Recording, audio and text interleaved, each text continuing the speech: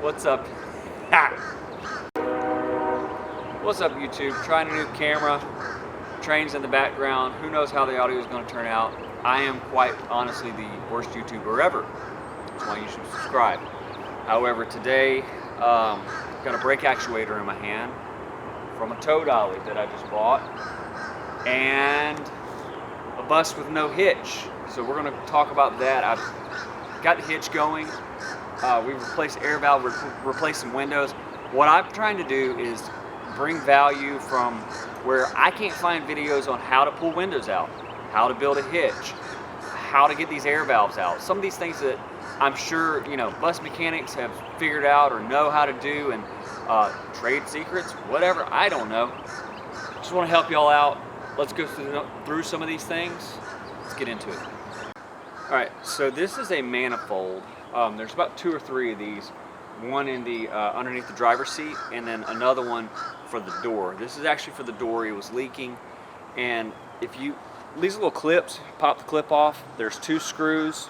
Super easy, comes off, but they do leak, and you can buy them individually from Prevost. Not terribly expensive, and yeah, that was pretty simple fix. Once I got the right part, I actually got this secondhand from a guy who deals in parts, and great to have a backup because I can use these for 2 or 3 different things, whether it be the door or the leveling and stuff like that. So there's that.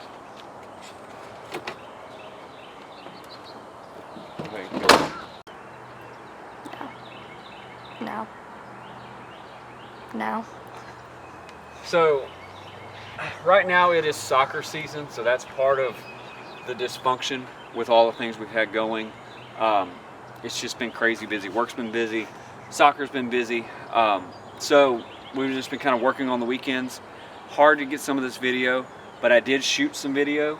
So these pieces of glass, I actually replaced the driver's side, the passenger side, and the little window at the bottom so you don't run over people. These are just glued in, and I've got some video of me pulling the window out.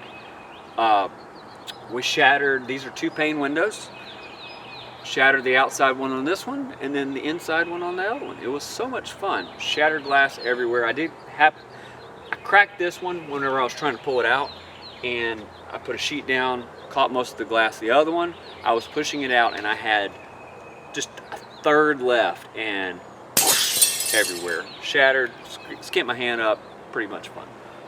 Pretty fun. Yeah, so I'll show y'all some video on that.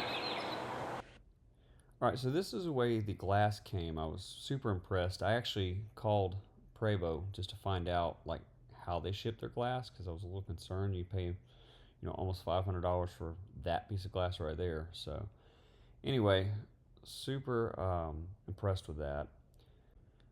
The outer pane shattered on that piece of glass, and the inner pane shattered on this piece of glass. That's the one I was using an oscillating tool trying to see if we could speed up the process, but that glue was so far. I'm talking about 3 inches in there, in that corner right there. Also, don't mind my little flowery gloves. I borrowed them. It's the only one I could find that were leather that my wife had laying around. So that window was rather disappointing because I thought both panes were going to come out, everything was going to be good, and yeah, not so much.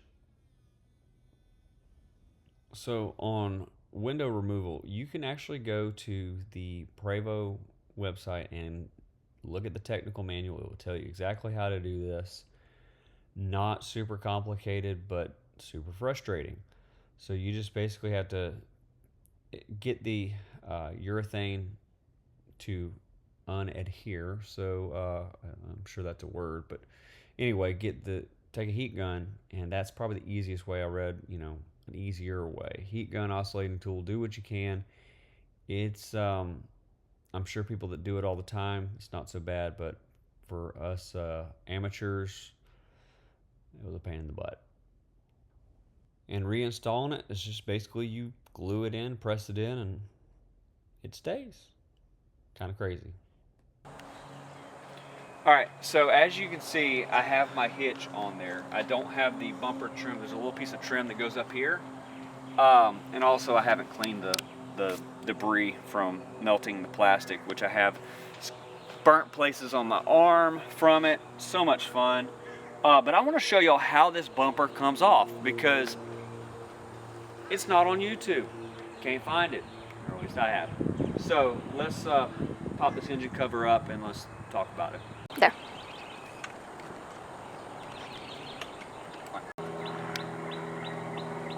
Alright, so there's what we call the right way and then the Johnny way of doing things. Well, I thought pulling the 3 bolts off right here was the easy way. The whole bumper comes off. Well, that was not the easy way.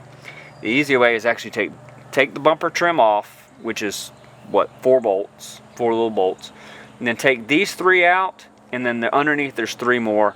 Super simple. That's the easy way to do it. I broke every stinking bolt on that one right there on the back side. Probably not the way to do it, especially if there's any rust, but I'd used heat and penetrating oil and still had a problem. So there's that. Let's talk about the bumper. Alright, like I've mentioned before, Prevost RV Conversion Forum on Facebook, group, whatever you want to call it, wealth of knowledge. So that is the, what I went to copy, actually, from a guy. But not only him, but a couple other people did the exact same thing. And what they did was the 2 shiny black, brand new until I beat the heck out of them, pieces down there are pendle hitches without the pendle part. So basically there's 2.5-inch tubing, same thing as a receiver hitch, but very tight, that is holding the engine in. It's engine cradle.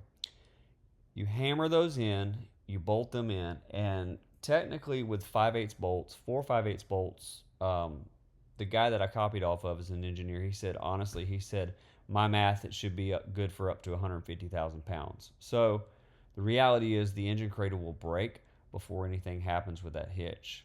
So that's me mocking the hitch up. So basically I bought just a receiver part, and then I welded 2 plates on the back and bolted them in. And then you can see that I cut the bottom of the bumper out.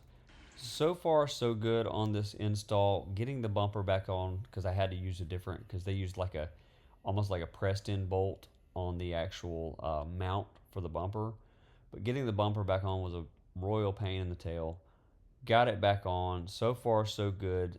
The hardest part of this install has been trying to get the bolts through the frame.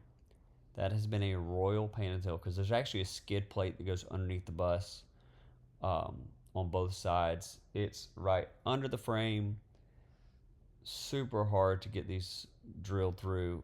Oil is your friend, so as you're drilling, make sure that you don't smoke your bits down. Spray them with oil. Keep them lubed up.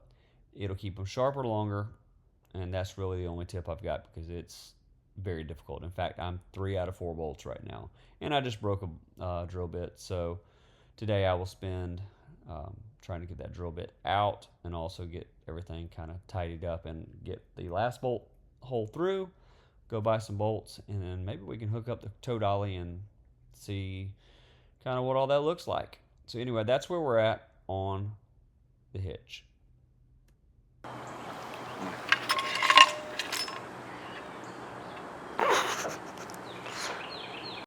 Alright, as you can see, this brake actuator is bent, bigger than crap.